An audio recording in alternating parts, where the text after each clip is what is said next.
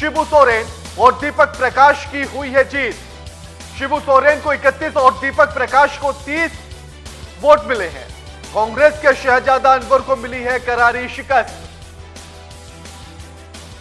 यानी कि जिस तरह से आंकड़े देखे जा रहे थे वही तस्वीरें अब रिजल्ट के बाद भी सामने आई हैं।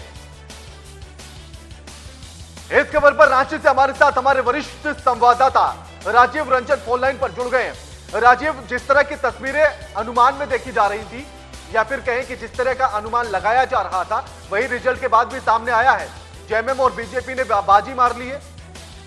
राजीव, देखिए, जिस तरह आंकड़े पहले समझ में आ रहे थे और जो कुछ समीकरण दिखाई दे रहे थे, बिल्कुल उसी समीकरण से तमाम चीजें फिट होती हुई नजर आई है।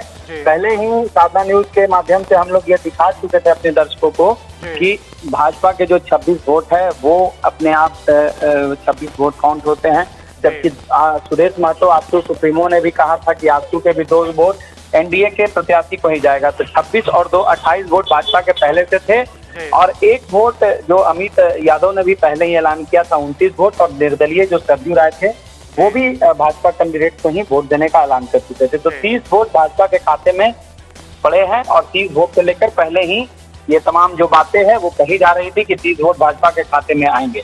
उसके अलावा एक बड़ी खबर ये है कि जेएमएम के जो गुरु जी को 31 वोट मिले हैं, तो चूंकि अंदाजा लगाया जा रहा था कि 27 वोट जो गुरु जी के हैं, उसके बाद बाकी जो वोट है वो कांग्रेस प्रत्याशी, चूंकि यूपीए गठबंधन है और साथ में मिलकर सरकार चला रही है, तो बाकी वोट उसको शिफ्ट हो जाएंगे।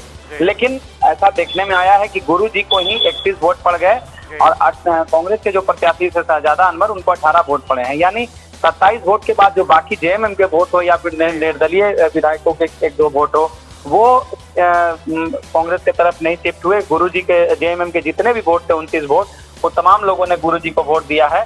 तो ये कहीं ना कहीं गठबंधन के लिए अच्छी बात नहीं है और गठबंधन के जो प्रत्याशी हैं उनको लेकर कहा जा सकता है कि जो यूपीए के लोग थे वो बहुत सीरियस नहीं थे, जिसका परिणाम ये हुआ है कि उस यूपीए के जो दूसरे प्रत्याशी थे उनको वोट न देकर गुरुजी को ही कुल 31 वोट मिले हैं प्रथम वरीयता के। जी, यानी कि कांग्रेस जिस जादू की बात कर रही थी कि कहीं ना कहीं जादू उनका काम आएगा 2012 वाला, वो एकदम फेल हो गया है।